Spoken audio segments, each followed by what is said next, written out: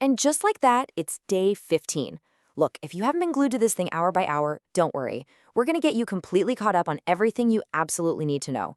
We're talking every major update, every critical number, and yeah, every single contradiction. Let's get right into it.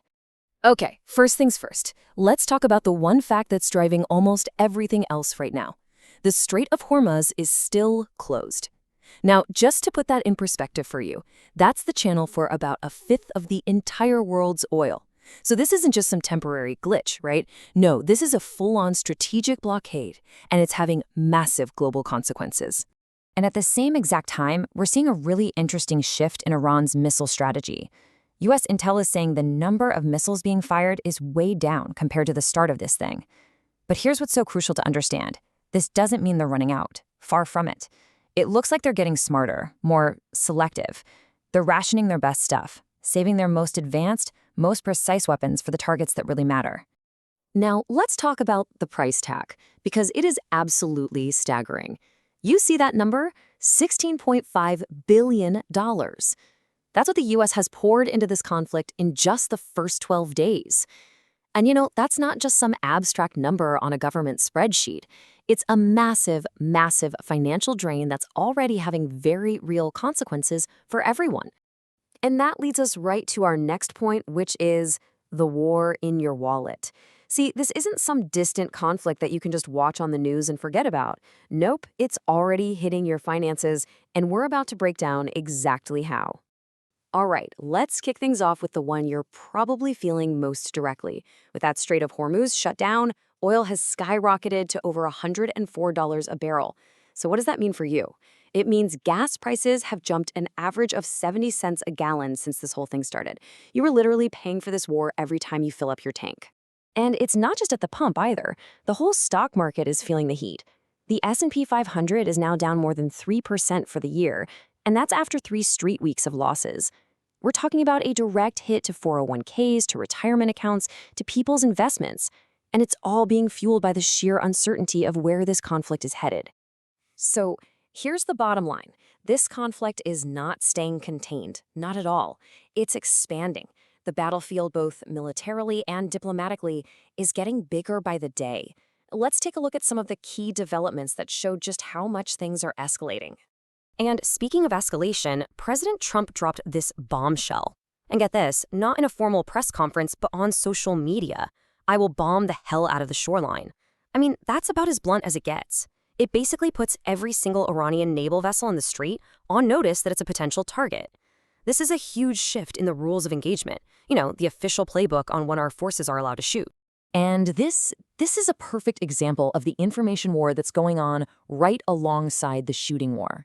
You've got two completely contradictory stories coming out on the same day. The U.S. is saying Iran is totally defeated and wants to make a deal. Meanwhile, Iran's foreign minister comes out and says, nope, there are absolutely no talks, no deals on the table. So which is it? Both of these things just can't be true at the same time. And while all that's happening, you have to look at the sheer volume of attacks U.S. allies in the region are facing. I mean, just look at these numbers. In a single day, the UAE had to shoot down 9 missiles and 33 drones. Qatar took out 4 ballistic missiles. And over the past week, Jordan has intercepted 79 out of 85 projectiles. We're talking about a relentless daily barrage. These air defense systems are being pushed to their absolute limit. At the same time, the U.S. isn't just playing defense. It's hitting strategic targets. And this one is really important. The port of Josk. Now, why does this matter? Well, Josk is clever because it's outside the Strait of Hormuz. It was basically Iran's plan B, their escape hatch to keep exporting oil even with a blockade. And now, that escape hatch has taken a direct hit. And if you want a sign that the U.S. is digging in for the long haul, this is it. The Navy quietly extended the service life of the U.S. Nimitz. Now, this is an aircraft carrier, a massive, powerful warship that was literally scheduled for retirement. It was supposed to be done. Instead, it's staying on duty until 2027. That's the Pentagon telling you, without saying a word, that they are planning for this to last a long, long time. But behind all the strategy, all the politics, and all the money, there's the real cost, the human cost. And these numbers, after just 15 days of fighting, are, well, they're incredibly sobering. Inside Iran itself, the number of confirmed killed from U.S. and Israeli strikes stands at 1,444. In Lebanon, where this war has tragically spilled over, another 826 people have been killed. And what's just heartbreaking is that within that number from Lebanon, we know that at least 106 of them were children. The U.S. has also seen losses. 13 American service members have been killed, 7 of them by enemy fire, and another 6 in a related aircraft crash. And finally, the toll on crucial civilian infrastructure, it's been devastating.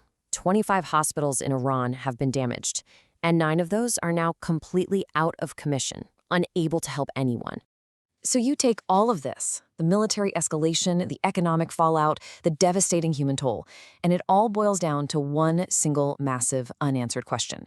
And this is the question that's going to define everything that happens from this point forward. When you see the conflicting stories, the widening battlefield, and the heartbreaking body count, are Iran and the United States actually inching towards some kind of deal?